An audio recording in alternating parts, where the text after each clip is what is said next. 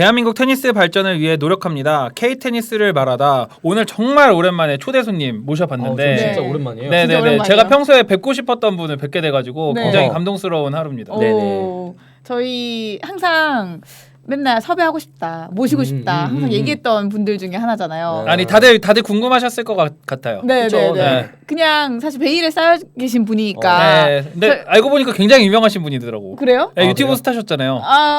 그래요? 3, 4년 전쯤에. 아, 그래요? 모르셨나요?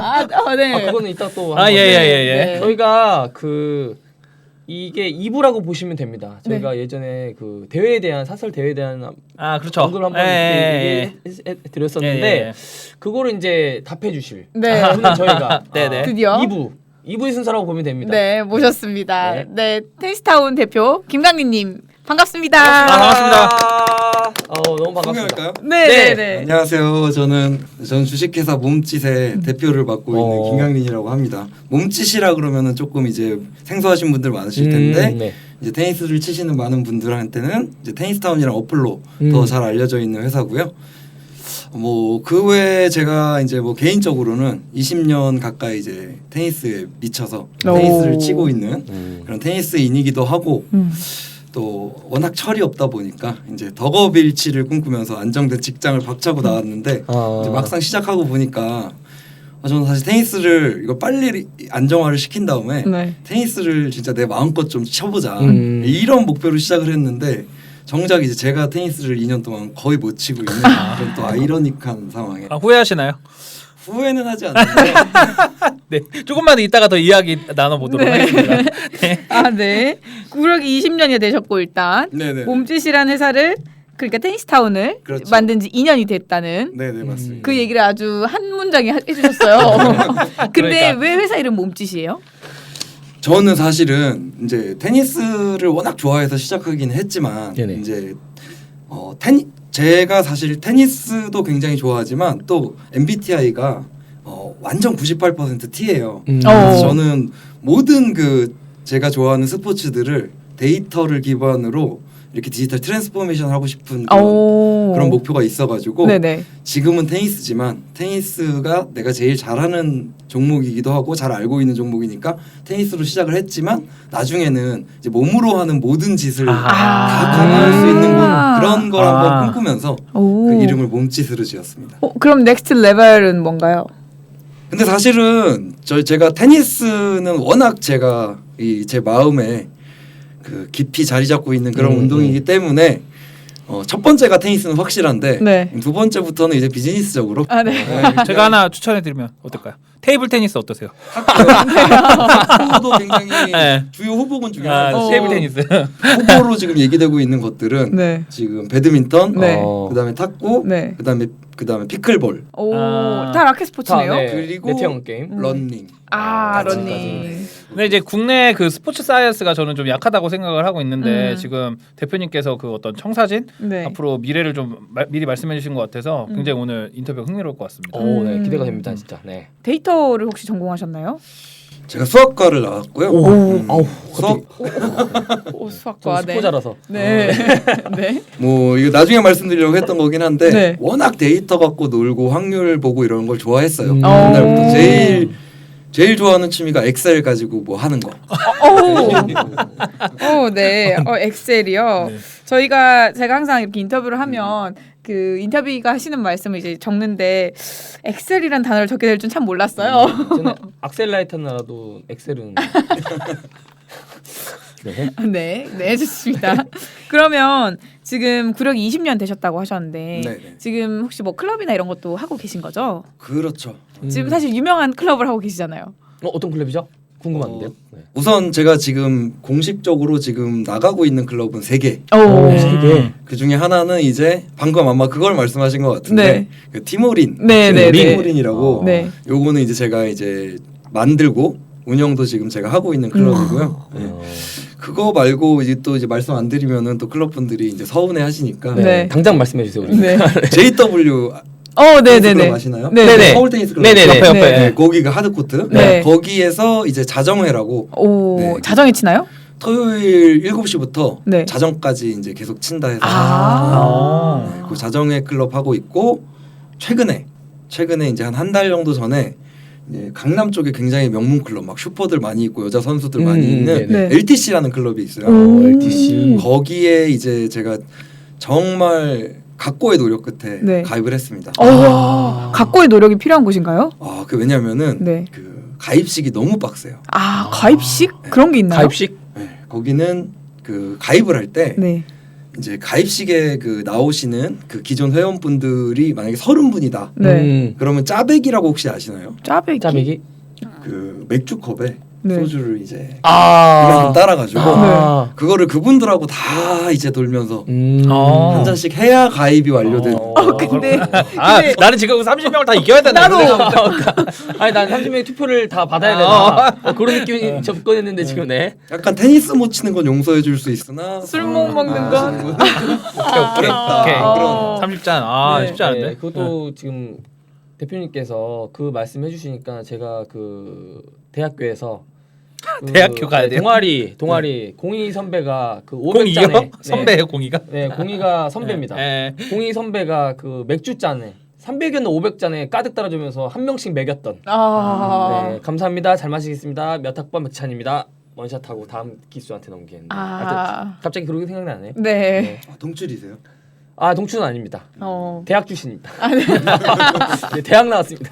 아니 네. 팀 올인에 대해서 제가 좀 더 말씀을 드리고 싶은데 아까 제가 소개를 네네. 드릴 때 유튜브 스타라고 말씀드렸잖아요. 네네. 제가 테니스 프로그램 중에 가장 사랑하는 유튜브 채널이 있습니다. 뭐죠? 머드리 TV가 아니고 네. 전라스라고. 네. 제가 굉장히 좋아하는. 지금 약간 잊혀졌던 예예예. 추억의. 제가 팀 올인에서 그 전라스의 팀 올인이 나왔던 기억이 맞죠? 그거? 네, 맞습니다. 네, 저 본 것 같아요. 네, 그거 굉장히 조회수 잘 나왔거든요. 진짜 재밌었어요. 비 오고 막. 네. 맞죠. 제가 1번 팀으로 그 팀올인의 린이 저거든요. 팀올인의 5 가 따로 계세요? 그럼요. 그분하고 이제 혼복 파트너로 나가가지고 그게 그렇게 된 거군요. 두 번째 질문이 또 있어요. 네네. 그게 시즌제로 이렇게 하잖아요. 네, 맞습니다. 팀 올인이라는 클럽이 그 운영이 굉장히 특이하더라고요. 시즌 1, 시즌 2가 있는데 그 제가 아까 말씀드린 지인은 시즌 2에 이제 들어가신 것 같은데. 맞아요. 그럼 시즌 1, 2는 어떻게 되는 건가요? 뭐 졸업을 하는 건가요? 뭐 그 애프터스쿨처럼. 네, 그게 사실 그런 식은 아니고 네. 저희는 이제 테니스를 좀 오래 치다 보니까 요거 목적 자체는 이제 약간 그 너무 그 같은 멤버들이 오래 쭉쭉쭉 가다 보면은 두 가지 이슈가 있었던 것 같아요. 하나는 너무 고인물들끼리 이렇게 계속 같이 치면은 조금 이제 프레시함이 없어지는 부분도 있고 네. 그다음에 두 번째로는 내가 이 클럽이 싫은 건 아닌데 예를 들어서 뭐 내가 잠깐 뭐 지방 발령을 받았다거나 이런 분들이 근데 이제 오래된 클럽들 같은 경우에는 그랬을 때 계속 회비를 내면서 이렇게 유지를 해야 되는 그런 부분들이 있어서 그런 것들을 좀 해결해 드리고자 그냥 시즌제로 했고요. 사실 뭐 말이 시즌제지 이번 시즌 끝나고 뭐 다음 시즌 별일 없어? 그럼 그냥 그대로 그런 거더라고요. 그러면 뭐 이게 뭐 기존에 있던 멤버들을 이렇게 뭐 경질을 한다든지 뭐 친위 쿠데타를 한다든지 요즘 또 그런 건 아닌 거죠. 네. 뭐 그런 건 아닌데 해산을 한다든지 뭐 이런 게. 예를 들어서 뭐 그런 경우는 있을 수 있어요. 근데 뭐 다른 멤버들이 잠깐 몇 번 이제 잘 모르시는 분이 가입을 했는데 이제 내부적으로 뭔가 이슈가 있다거나 문제가 있는 행동을 했다거나 그랬을 때 그런 거는 뭐 당연히 시즌제가 좋은 점이 수월하구나. 그게 명분이 또 되니까. 다음 네. 시즌 끝났다 여기서. 오케이. 네, 좋습니다. 약간 테니스 클럽을 운영하시고 그러는 거에도 되게 엄청 조예가 있으신 것 같은데 구력이 20년이나 되셨잖아요. 네. 테니스를 처음 시작하시게 된 계기가 궁금해요. 이거는 이 얘기로만 사실 제가 맨날 술 먹으면서 그래요? 한 2시간짜리 얘기인데 2시간짜리 2분 안에 컴팩트하게 가능한가요? 가능하죠. 네네. 근데 이거 또 혹시 F 계신가요? F? 네, 제가 F입니다. F예요? 네. F들은 이제 가끔 울 때도 있고 그래가지고. 그래요? 기대하겠습니다. 굉장한. 예. 네. 제가 사실은 고등학교 1학년 때 원래 운동을 정말 좋아했어요. 제가 아까 몸짓도 그렇지만 사실은 테니스를 처음부터 되게 좋아했던 건 아니고 이제 모든 운동을 되게 좋아하고 농구도 좋아하고 막 그랬던 사람인데 고등학교 1학년 때 좀 이제 크게 사고를 당하는 바람에 제가 그 발을 다쳤는데 이게 고1 때 다쳤는데 고3 때까지도 목발 짚고 다닐 정도로 되게 크게 다쳤었어요. 그래가지고 이제 그 저 수술해 주신 의사 선생님한테 근데 이제 목발 안 짚고 좀 걸어다닐 수 있게 되니까 이제 운동을 너무 하고 싶잖아요. 그래서 찾아가서 여쭤봤죠. 제가 이제 운동을 해도 되겠습니까? 그랬더니 이분이 이제 너는 농구, 축구, 스키 요거 3개는 죽을 때까지 하면 안 된다. 계속 무리가 가는 거니까 금지 명령을 이렇게 딱 내리셔가지고 그래서 제가 굉장히 실망을 하고 집에 갔다가 이제 그 다음번에 만나뵐 때 그래도 운동을 너무 하고 싶으니까 몇 개 후보를 가져갔어요. 다른 건 기억이 안 나는데 그 중에 하나가 테니스였고 테니스는 그러면 해도 되겠느냐. 다행히 이 의사 선생님이 테니스를 못 치는 분이었던 거야. 그래가지고 테니스 생각해 보시더니 그거는 네가 이제 사람들하고 부딪히는 것도 아니고 이렇게 뛰다가 조금 무리 될 것 같으면 그냥 멈추면 되니까 그거는 조심스럽게 해라 라고 했는데 테니스를 막상 치고 보니까 아마 테니스를 치셨던 분이라면 그것도 절대 금지를 받았을 것 같은데 다행히 또 그렇게 해가지고 제가 그때부터 이제 테니스를 치기 시작해서 그 뒤로는 이제 미쳐가지고 소위 뭐 테니스인들은 뽕 맞는다고 하잖아요. 뽕을 제대로 맞아가지고 그냥 쭉 이렇게 20년 동안 치게 됐네요. 그 의사분이 그래도 테니스를 그렇게 말씀해 주셔가지고 그렇게 20년까지 치시고 거기에 미쳐 계신 게 아닌가. 상당히 특이한 입문 과정입니다. 그렇죠. 의사 선생님의 권유. 의사 선생님의 권유라니. 그러니까 알았으면은 그분은 테니스를 본인이 잘 치셨고 테니스란 종목에 대해 좀 더 아셨으면 절대 권유하지 않으셨겠죠. 그렇죠. 이렇게까지 무리가 많은 운동이라는 걸 모르셨을 테니. 아니 그 보통 그 정형외과 의사들이 테니스 제일 싫어한대요. 너무 다치고 막 뭐 하고 오니까. 근데 그분은 그 테니스 긍정적으로 생각하셨나 봐요. 아무래도 일단은 이 몸싸움 자체가 없으니까 서로 뭐 이렇게 할 일이 없으니까 그거에 생각하셔가지고 좀 권하셨던 게 아닌가. 맞아요. 그리고 자기가 못하겠으면 그냥 멈추면 되니까. 네네네. 근데 그러면은 3년이나 목발을 짚고 다니셨는데 그렇게 해서 테니스를 시작했는데 그래도 괜찮던가요? 네 재밌었어요.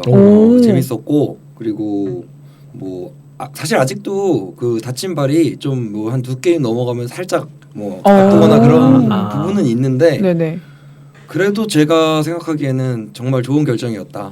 발에 아주 큰 무리는 가지 않고 내가 할 수 있는 거를 재밌게 할 수 있는. 그리고 또 다들 아시다시피 테니스가 제일 재밌잖아요. 맞아요. 맞아요. 테니스죠. 네, 맞아요. 좋습니다.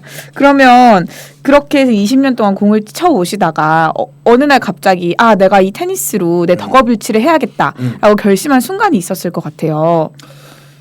저는 그거는 사실은 뭐 어떻게 보면 되게 초창기부터 제가 이제 저는 이제 동출이라고 말하긴 좀 뭐한 게 다른 일반 동아리는 보통 1학년 때 들어가지 않으면 받아주질 않는데 저희는 약간 망해가는 동아리였어요. 4학년 2학기 때 졸업 발표정을 동출이신가요? 대학 동출인데 반동 같은 반동 느낌. 반동 느낌인데 그때 받아줬어요. 근데 그때 제가 테니스를 쳐보니까 너무 재밌어가지고 근데 저는 아까 말씀드렸듯이 데이터 갖고 놀고 엑셀 이런 거 좋아한다고 했잖아요. 그래가지고 이제 그때 딱 테니스를 시작하면서 바로 같이 했던 게 요거 되게 옛날이긴 한데 그때 막 테니스 레포트 뭐 요런 웹페이지도 있고 그랬거든요.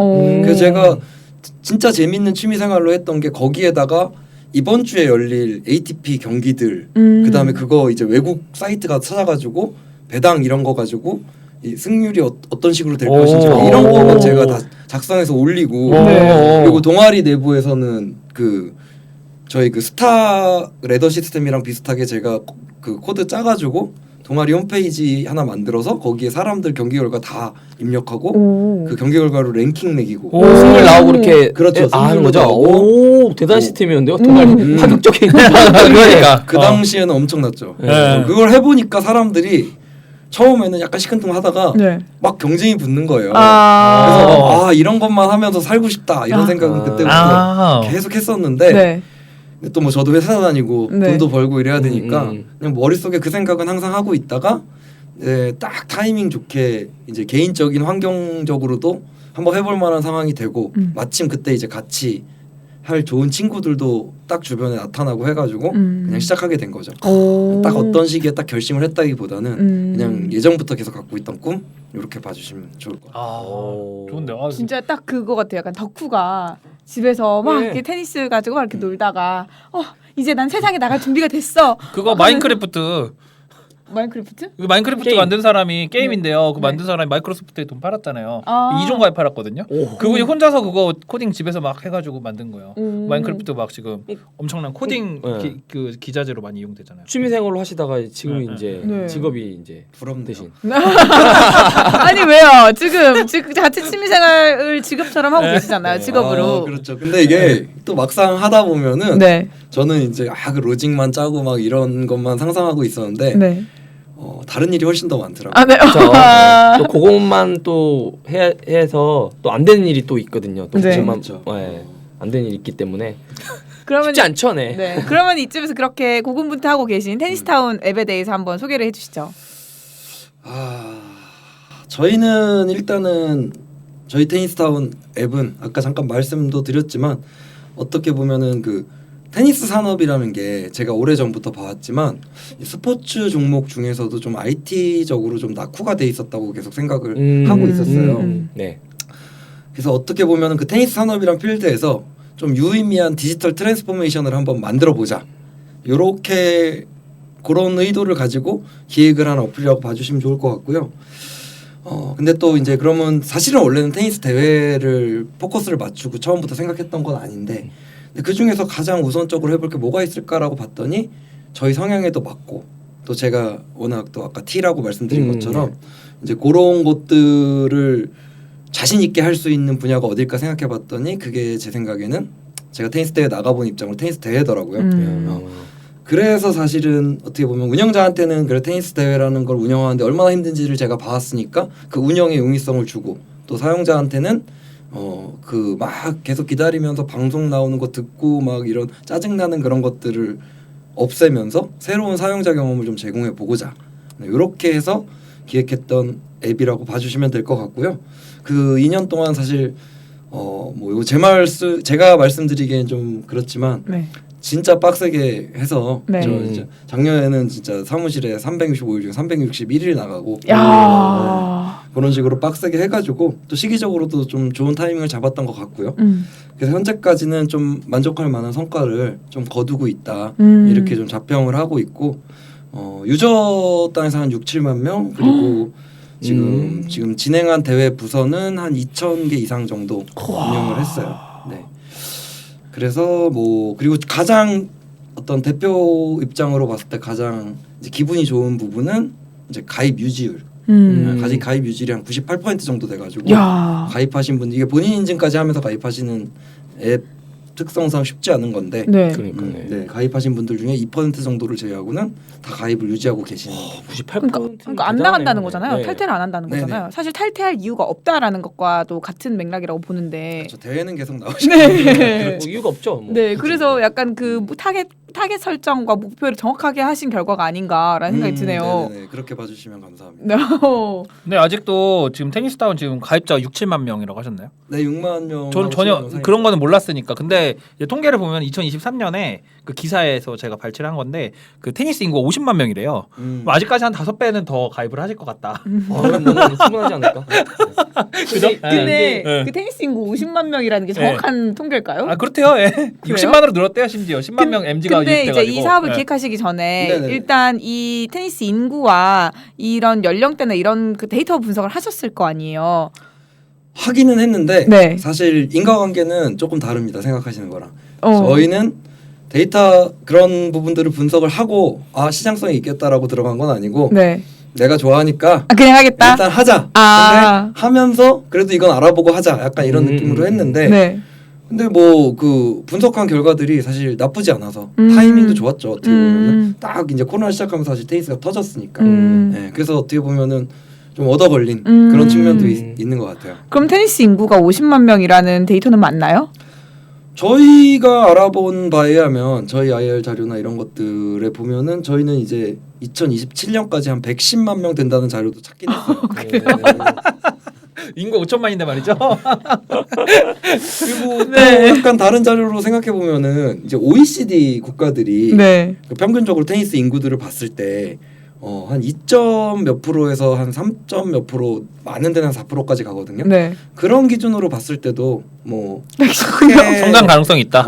이상은 없다. 근데 이렇게 안 보셔도 되는 게 같은 아파트에 저 아파트에 사람 있을 거 아니에요. 네. 같은 아파트에 테니스 가방 메고 다니는 사람 4명이나 있어. 나 포함해서. 그러니까 그렇게 봤을 때 한 그 정도 되는 것 같아. 한 그렇네. 3-4% 정도. 그렇지만 왜 네. 우리 구독자는 아직 3천만 명, 3천 명에. 그러니까 앞으로 갈 길이 멀다는 거지. 네. 네. 그렇네요. 아니 여기 이제 나오셨으니까 이렇게 이제 쓱. 아, 60만 명에서?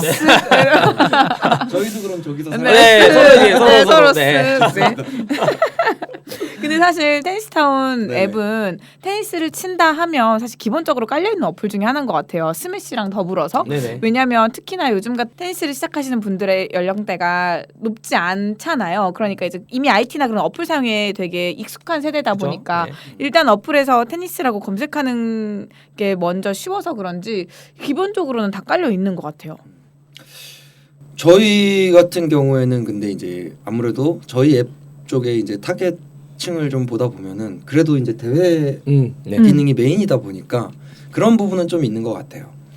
아까 말씀드렸던 그 2% 이탈률도 저희가 그 설치했다가 삭제하신 분들이 2%라는 얘기는 아니거든요. 근데 이게 저희가 추이를 좀 보다 보니까 처음에 깔고 그 시작일이 얼마 안 되신 분들이 깔았다가 지웠다가 다시. 몇 개월 지난 다음에 까시는 경우가 많더라고요. 아, 내가 지금 이렇게 좀 됐다 싶을 때 다시 까는 건가? 그렇죠. 실력이 됐다. 그러니까 딱 깔아보고 깔아봤더니 구려.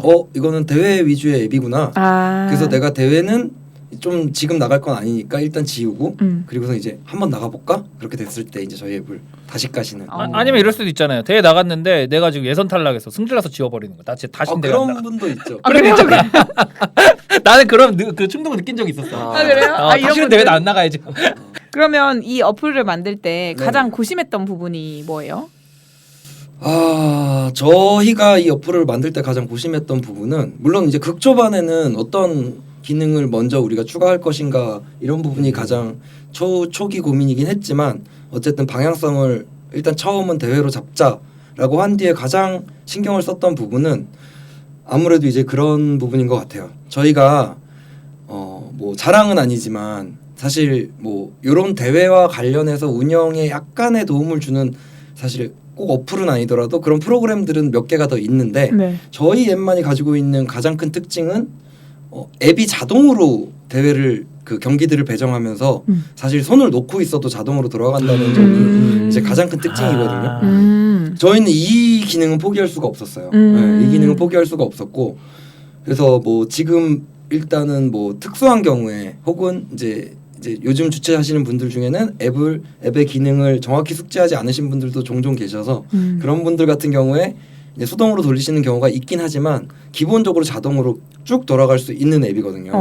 근데 이제 그 기능을 포기할 수 없다 보니까 이제 문제가 되는 부분이 이 대회가 실시간으로 저희가 계속 경기를 넣고 네. 그럼 그 사람들은 그냥 그걸 보고 바로바로 경기를 들어가게 되는데 이렇게 진행이 되다가 이 안에 오류가 발생을 하게 되면은 이제 되돌릴 수 없는 사태가 나오게 되잖아요. 예를 들면 어떤 오류가 있죠? 요거는 사실 꼭 그 저희 걸로 진행된 예는 아닌데 네. 제가 뭐 어디라고 말씀드릴 수는 없지만 네. 수기로 진행했던 되게 큰 대회 중에 한 군데가 이제 막 대진을 직접 그리시고 막 경기를 쭉쭉 진행을 하시다가 8강이 나왔거든요. 네. 8강이 9팀이 나온 거야. 어떻게 그럴 수 있죠? 어떻게 그렇게 아홉팀 둘이 잘못 갔구나. 그렇죠. 이게 가면 안 되는데 간 거야. 아. 그런 경우도 있을 수 있고 오. 사실은 그리고 이게 뭔가 동호인 대회가 생각보다 그런 실시간으로 진행하기 굉장히 어려운 부분들이 있어요. 오히려 프로 대회보다도 프로 대회는 처음에 스케줄이 딱 정해지면 그대로 그냥 경기를 진행하면 되는데 그리고 어차피 토너먼트니까 지면 떨어지고 이긴 사람 올라가고 요 로직밖에 없잖아요. 근데 동호인은 예선은 3개 팀 한 조 할 수도 있고 4개 팀 한 조 할 수도 그러네. 있고 맞아요. 복잡하구나. 1승 1패가 나오면 득실차로 하는데 어디는 연장자순으로 하고 어디는 우리는 추첨으로 한다 뭐 이런 것들 다 다르고 그런 것들이 다 고려가 돼야 되는데 예를 들면 이런 거죠. 그러니까 어디는 연장자순으로 한다고 했는데 그거를 만약에 이 로직에서 네. 버그가 있었어. 네. 그래서 원래 이 사람이 1위로 가고 이 사람이 2위로 가야 되는데 잘못해서 득실차 똑같은데 이 사람이 1위 가고 이 사람이 2위로 가면은 그리고 그 사람들은 앱에 자동으로 뜨니까 그냥 경기를 한 거예요. 그리고 나중에 대진표를 보니까 뭐야? 8강쯤 가 대진표 보니까 내가 나이가 더 많은데 그렇죠. 내가 1위인데 왜 나는 1위랑 하고 저 사람은 2위, 저 사람이 2위랑 경기를 하는 거지? 이거 항의하기 시작하면 대회가 다 무너지잖아요. 그죠. 네, 심각한 문제죠. 그거. 근데 이건 대표적으로 그냥 제가 생각나는 거 하나의 예를 든 거고 이런 게 저희가 그때 계산했을 때 뭐 몇 시까지가 있었어요. 그런 경우의 수를 근데 다 잡으셔야 되는 거잖아요. 다 잡아야 되는 거죠. 그죠.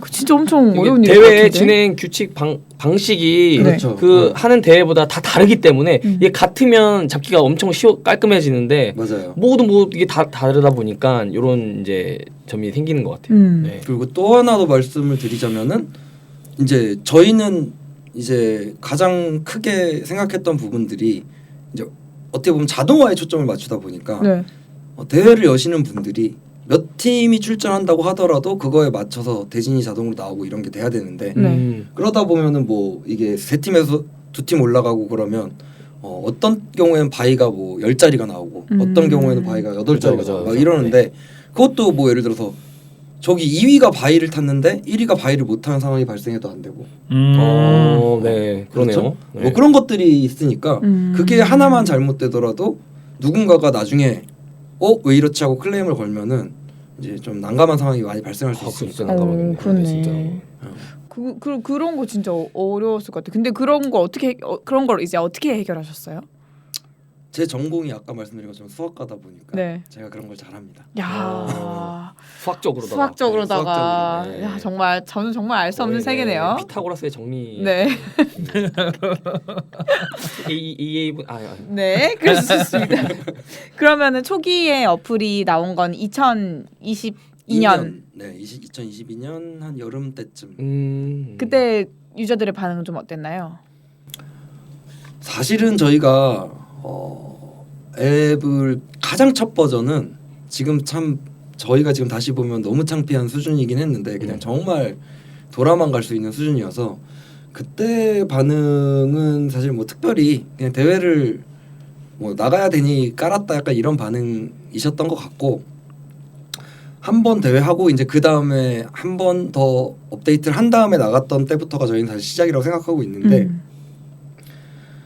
저희는 사실 어떤 뭐 특별한 분의 어떤 특별히 좋았던 반응이나 특별히 나빴던 반응이 기억난다기보다는 어떻게 보면 앱을 만든 사람으로서는 이 가장 보고 싶은 반응은 유저들이 아무 말 없이 우리가 생각했던 기능들을 잘 쓰고 있는 걸 보는 게 가장 기쁘잖아요. 그쵸. 근데 제가 기억에 남는 거는 저희가 처음으로 이제 저희 어플로 단식 대회를 이제 열었을 때 이게 뭐 단식 혹시 쳐보셨나요? 네네네. 대회도 나와보시고. 네네네. 근데 단식 대회 나가시는 분들이 뭐 여러 가지 뭐 특징들이 많이 있으시지만 굉장히 나의 상대에 대해서 관심도 많고 그리고 뭔가 그 내가 파트너랑 나가면은 파트너랑 또 이제 즐거운 대화를 하느라고 다른 거에 신경을 잘 안 쓰시는데 약간 독보다이잖아요. 네네네.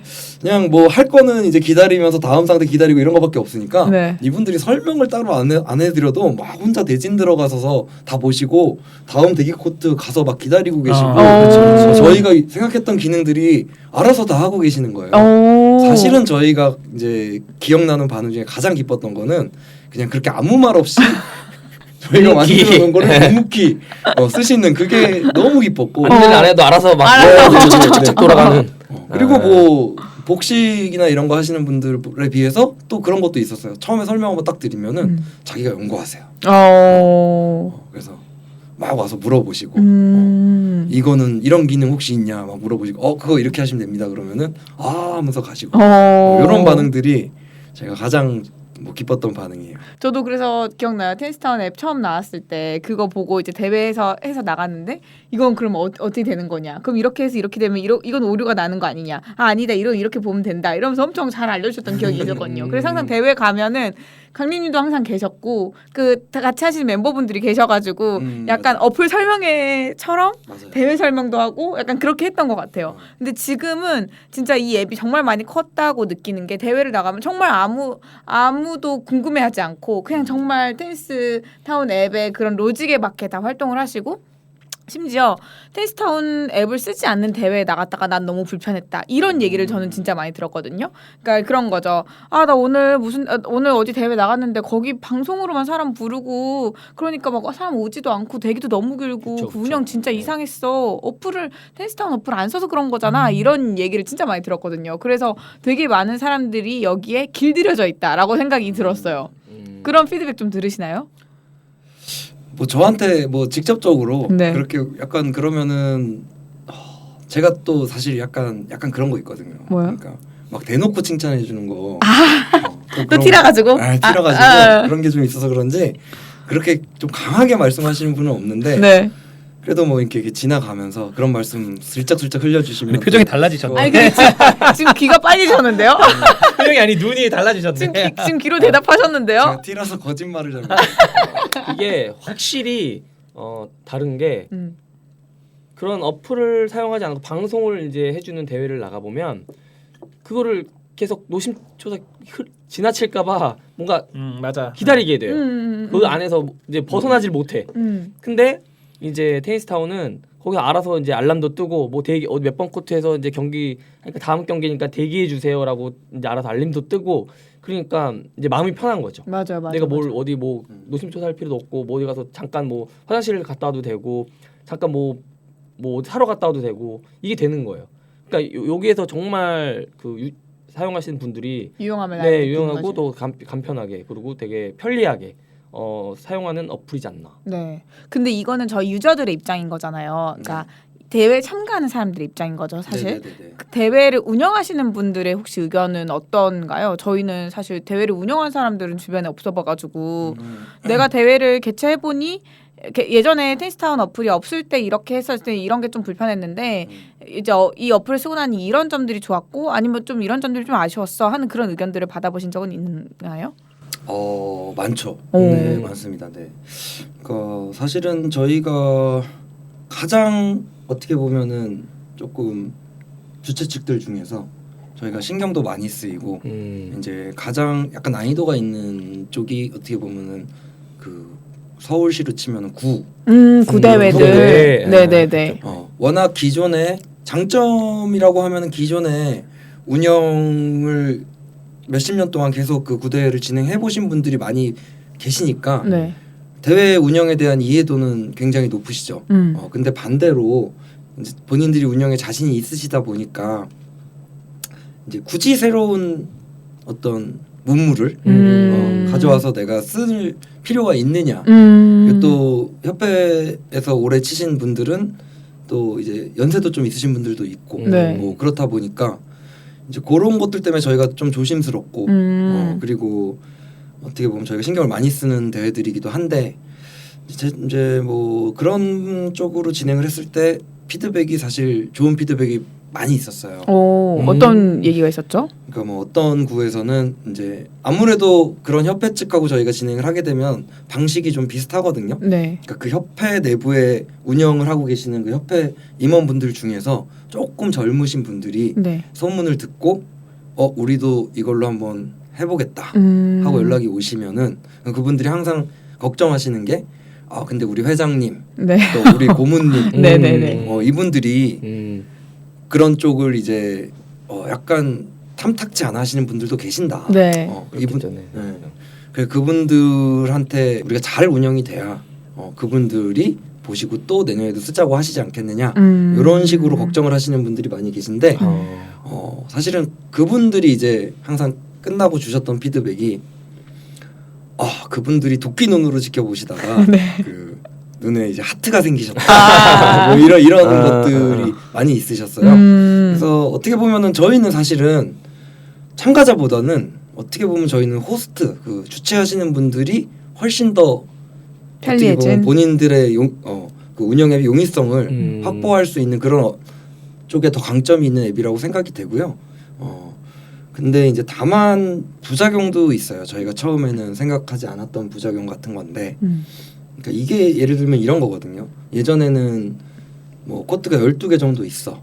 그러면은 사실은 이거를 혼자서 막 대진 보면서 방송하고 내가 이 사람 몇 번 코트 가서 하세요. 몇 번 코트 이렇게 하는 게 불가능하니까 네. 그 당시에는 뭐 코트가 12면 정도 되는 데서 어떤 좀 적당한 중형 대회를 하려면은 그 관리하고 막 사람들 뭐 코트에 넣고 하는 이런 분들이 뭐 6-7분 이상씩 필요하고 이랬었었는데 네. 요즘은 이제 사실은 앱을 잘 그 운영하는 그 기능을 잘 알고 계신 분들은 솔직히 말씀하면 혼자서도 되잖아요. 아, 네, 그렇죠. 저희가 원래 기대했던 거는 그러니까 이제 나머지 분들이 좀 더 코트에서 그 선수들에 대해서 뭐 시비 같은 것도 좀 더 적극적으로 봐주시고 약간 이런 걸 기대했는데 이 사람들을 안 쓰면은 그만큼 비용 절감이 되니까 오히려 약간 그런 쪽으로 가고 있는 부분도 있는 것 같아서 그거는 조금 마음이 아프네요. 약간 기계가 인간을 대체해버린. 그렇죠. 그래서 그 제가 그거는 이제 하나 말씀드리면 그 테니스 블랙박스 앱 사용하면 됩니다. 그 사진 찍어가지고 그렇게 영상으로 해서 만드는데 거기 꼭 누가 서 있는다고 해서 그 사람이 뭐 꼭 우리 봐주는 것도 아니잖아요. 아니 근데 봐주는 네, 건 봐줘야죠. 아니지만 네. 있는 것 존재하는 아, 것과 있는 건 존재하지 맞죠. 않는 거는 큰 차이가 있죠. 그거는 일리가 있습니다. 네. 네, 저는 네. 근데 개인적으로 그런 아예 그런 무인 대회. 네, 아니 그냥 이런 시비를 막기 위해서는 한 명 심판 한 코트당 명이 한 명? 네, 한 명이 좀 있어야겠다는 그런 라인십 이런 것 때문에 그런 것 때문에 대회가 좀 이렇게 좀 분위기가 안 좋은 경우가 생기잖아요. 그래서 좀 그런 부분은 좀 한 명씩 그래도 아닌 뭐 한 8강부터 뭐 이 정도는 있어야 되지 않나 라는 생각을 좀 해봅니다. 네. 그 부분은 이제 이게 사실은 약간 그 뭔가 자본주의적으로 이렇게 흘러가는 대로 맡기면은 네. 근데 쉽지가 않아요.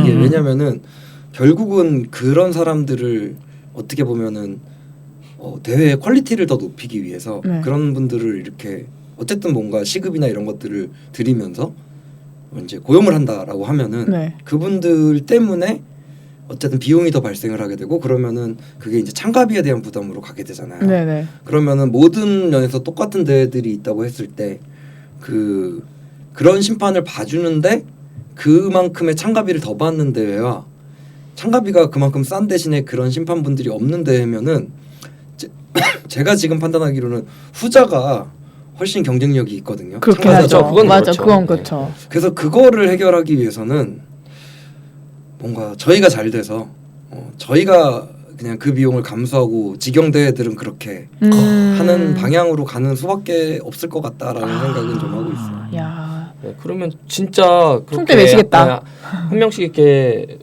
라인을 봐주는 심판이든가 체험패들은 한 명씩 들어가 주시면 좀 그만큼 대회 퀄리티가 좀 더 높아지지 않을까. 네, 그런 아예 라인 시비 같은 것도 안 생기고. 네, 맞아요. 이게 셀프 저지다 보니까 서로의 이제 그 보는 게 달라가지고 그렇게 생기거든요. 맞아요. 저도 그 대회를 나가서 그 라인십을 해봤기 때문에 그런 게 좀 옆에서 누가 한 명이라도 봐주면 어쨌든 그 사람의 말을 그래도 따라야 되기 때문에 있으면 뭐 나쁠 건 없다. 네, 그래서 꼭 더 잘 되셔가지고 그런 퀄리티 높은 대회를 만들어 주시길. 네. 사실은 이거 말고도 제가 이제 테니스 요거를 시작할 때 뭐 되게 꿈꿨던 테니스인으로서 네. 오래된 테니스인으로서 꿈꿨던 이 부조리 같은 것들이 몇 개 있는데 네네네. 오, 네. 저희가 만약에 잘 되면 그거를 다 해결하기 위해서 제가 뭐 저희 회사의 이익보다는 그런 쪽에 어느 정도 테니스 문화의 어떤 좀 발전을 위해서 뭐 충분히 약간의 희생은 할 각오는 하고 있습니다. 어떤 부조리가 있죠? 뭐 그냥 다 말씀. 뭐 그럼요. 제가 예전 대회들 지금도 사실은 소위 말하는 랭킹 대회에서는 많이 발생하고 마음이 아프지만 사실 테니스 대회에서도 지금 조금씩 그런 기조들이 보이는 부분이 있는데 가장 말이 안 된다고 생각하는 거는 그거예요. 그 한마디로 얘기하자면 자기가 더 낮은 급으로 남아 있으려고 안간힘을 쓰는 주최자가? 아니야. 내가 참가자, 플레이어인데 참가자가. 내가 신인부인데 오픈부를 안 올라가고 길을 쓰고 안 올라가는 거지. 거기서 이제 좀 더 자의 실력을 좀 더 막 이렇게 하려고. 이게 너무 이상한 거잖아요. 예를 그런 들어서 사람이 있어요? 많이 있죠. 그거 상금 사냥꾼. 그래요? 그렇게 해서 내가 계속 여기서 이기는 거지. 우승만 안 하고 막 그렇게 약간 내가 만약에 롤 같은 게임을 한다 치면은 진짜 실버에서 골드에서 플래티넘 가고 싶어서 기를 쓰잖아요. 네네네. 근데 이게 너무 신기하게 테니스만 되면은 그러네. 아니야 나는 아직 브론즈야. 그러네. 난 안 지난번에 그 NTRP랑 똑같네. 안 가고 싶어 나는. 그게 정말 그 예를 들어 랭킹 대회에서 네. 소위 말하는 우승 회피. 네. 그죠. 네. 그게 그래서 막 정말 이게 너무 꼴불견인데 예를 들면은 4강에 올라온 팀 중에 제가 알고 있기로는 한 30%에서 40% 정도는 뭐 우승이나 네. 혹은 입상이나 이런 걸 회피하는 팀들이에요. 그래서 문제가 이제 어떤 문제가 발생하냐면 4강전, 결승전 이런 걸 하는데 하필 그 두 팀이 다 우승 회피다. 그럼 예전에 올림픽에서 네. 배드민턴에서 그 났던 거 네, 있잖아요. 네, 한국하고 네. 중국하고 막 네, 서로 지려고. 네, 성의 없이 게임했던. 편한 대진에 드로우로 대진에 가려고. 들어오러 그렇죠, 가려고. 그렇죠. 네. 네. 그 4강에서 막 그런 일들이 발생하는 거예요. 그 분명히 이분이 8강전, 16강전 때는 뭔가 라인도 제끼고 막 되게 이렇게 엄청 타이트하게 승부욕이 했던 있으셨는데. 분이었는데 네. 막 4강전이 딱 되니까 이만큼 나갔는데 네. 박수 쳐. 딱 이런다거나 아니 표정이 딱 때린 사람이 나갔다고 막 이러고 있는데 들어왔다고. 네, 이런 그러네. 그러는 경우가 있어요. 그게 근데 한 팀만 그러면은 네. 그래도 기록상으로는 보기 좋게 넘어갈 수가 있는데 음. 만약에 두 팀이다 그러면은 이제 막 이제 징계도 받고 그런 일들이 많이 있는 거죠. 그러면 그런 분들의 심리가 뭘까요? 상금 그냥 그거죠. 그 정도의 상금만 받고 우승은 안 하고 고에 남아 있겠다는 심리. 그러니까 이거 아니에요. 내가 여기서 레벨이 좀 더 올라가면 상위 레벨에서는 하위급이기 때문에 나는 그게 싫은 건가? 상위에서는 하위로 놀아야 되니까 나는 하위에서 중상위로 놀겠다 뱀의 이거 머리? 아니에요? 용의 꼬리보다는 용의 꼬리가 되겠느냐, 뱀의 머리가 되겠느냐. 난 뱀의 머리가 될래 이거 아니에요? 너무 적절한. 네. 그래서 단순히 상금만은 아니고 제가 봤을 때는 뭐 진짜 나는 이걸로 돈을 벌어야 되니까 이런 사람들은 그 중에서 한 10% 미만인 것 같고 네. 말씀하신 딱 그게 맞는 것 같아요. 그러니까 내가 내 대회를 재미있게 즐기려면 이겨야 되니까. 한두 판은 이기고. 그렇죠. 한번 내가 뭐 예를 지방까지 갔어. 근데 거기서 그래도 한 5게임 6게임 치고 늘상 이렇게 막 그 8강 가면서 그 긴장감도 느끼고 막 이래야 되는데 이제 오픈 그렇겠네. 올라가 버리면은 뭐 예탈하고 이러면은 뭐 재미가 없잖아요. 그런 게 크죠. 그렇구나. 전혀 몰랐어요. 저는 애초에 상위 레벨도 아니고 하위 레벨도 아니고 그냥 아무것도 아닌 레벨이라서 그런지 무레벨. 무레벨이라서 레벨이 그런지 없습니다. 네 생각을 해본 적이 없었는데 그러면은 제가 갑자기 이런 생각이 드는데 한 4강까지만 가면은 개꿀 아닌가요? 그러면 무조건 계속 바로 4강까지만 가면은 그래도 네. 괜찮죠. 계속 우승인데요? 그러니까 그렇게 4강까지만 가는 사람도 있나요? 그 요강을 계속 확인을 하시죠. 그러니까 예를 들어 뭐 카타다. 네. 그러면은 카타에서 어떻게 하면 내가 오픈부로 올라가는지 네. 지금 요번에 어디까지 가면 오픈부로 올라가는지를 계산한 다음에 네. 그 전까지만. 입상 기준일 거예요. 뭐 그 기준이 있을 거예요. 근데 되게 열심히 사신다. 네, 그런 것까지. 테니스 열심히 치신다.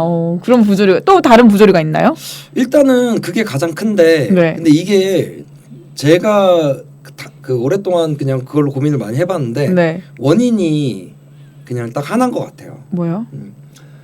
동호인 테니스와 그 프로 테니스에 어떻게 보면 어쩔 수 없는 프로는 그걸로 먹고 사는 사람들이고 네. 동호인은 취미로 하는 사람들이니까 생길 수밖에 없는 차이가 프로는 팬층이 두텁고 네. 그 팬들이 이 경기들을 보면서 지불하는 비용들이 있잖아요. 네. 사실 그것 때문에 프로 테니스가 성장하고 프로 테니스들이 선수들이 그걸로 수입원을 사는 그쵸. 거죠. 그렇기 때문에 당연히 내가 그랜드슬램에 출전하면은 거기서 1회전만 탈락해도 바로 5천만 원씩 주고 네. 근데 챌린저 이런 데서 우승을 해봐야 1,500밖에 못 벌고 이런 그 어떻게 보면 돈과 연결된 그런 부분들이 있잖아요.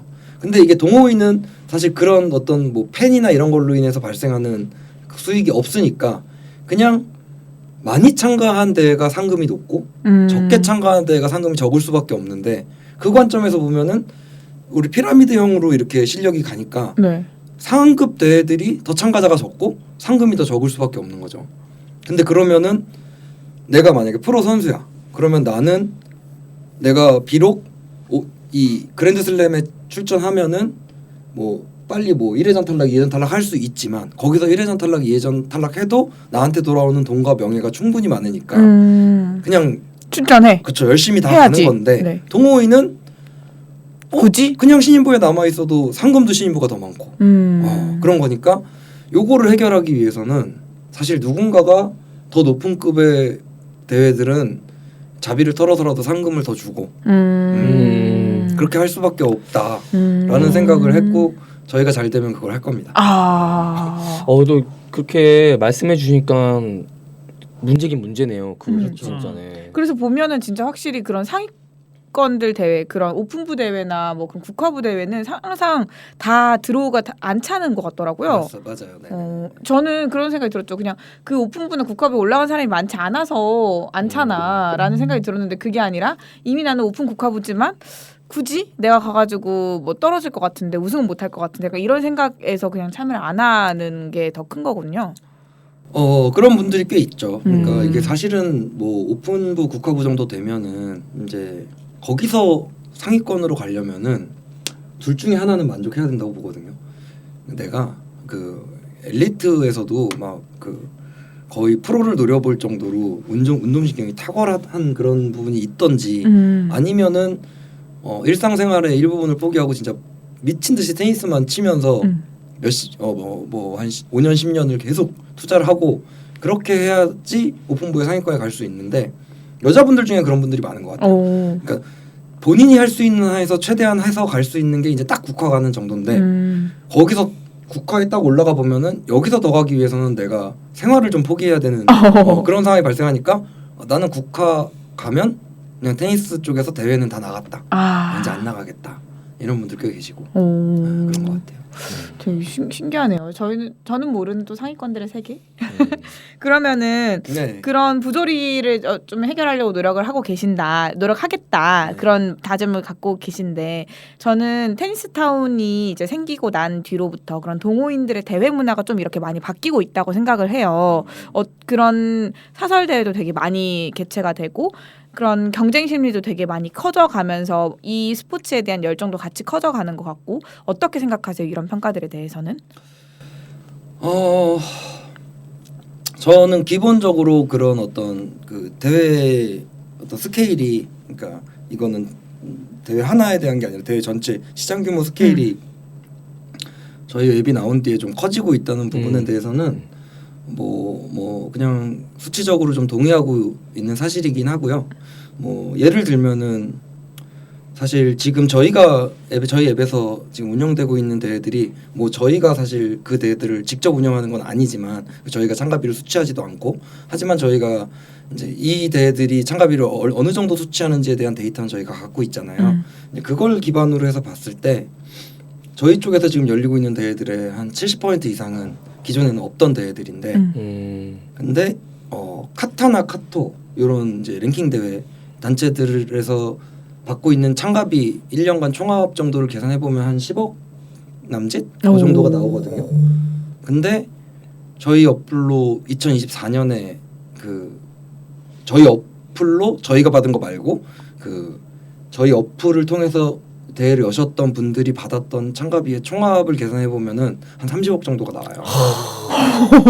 그 중에서 또 70% 80% 정도는 이제 원래 없던 대회들이고 그러니까 장난 사실 아니다. 대회 규모는 엄청 커지긴 했죠. 그러니까 기존의 카타카토 대회에 비해서도 일반 그런 사설 대회, 비랭킹 대회들의 시장 규모가 카타카토에 비해서 두세 배가 3배 정도가 커졌다는 말씀이신 거네요. 하나랑 비교해 보면은 뭐 그렇다고 볼 수도 있는데 근데 이제 그런 부분도 있죠. 아까 70-80%라고 말씀드렸듯이 그거 70-80%를 제외한 나머지 대회들 뭐 예를 들어 구대회 이런 것들도 다 합친 숫자긴 하니까 그게 100% 그거다라고 말씀은 못 드려도 그래도 그 중에 7-80% 정도는 새롭게 생긴 시장이다. 그러면은 뭐 굳이 뭐 따지고 보면 카타카토가 있고 그런 구대회 정도 또 오래됐으니까 카타카토가 10억 정도라고 하면은 구대회도 한 10억 정도 할 거 아니에요? 그럼 그거 빼고 한 10억에서 20억 정도는 그런 사설 대회들이 가져간다.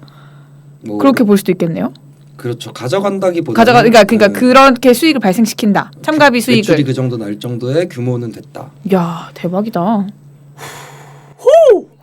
보통 아니네요. 보통 아니네요. 네, 진짜. 제가 깜짝 생각했던 놀랐네요. 거에 비해서는 네. 엄청나게 규모가 크네요. 저희가 생각보다 훨씬 더 금액이 높네요. 네, 훨씬 더. 훨씬 더. 네. 네, 이렇게 몇십억 단위일 줄은 몰랐죠. 네. 네, 대단하네요.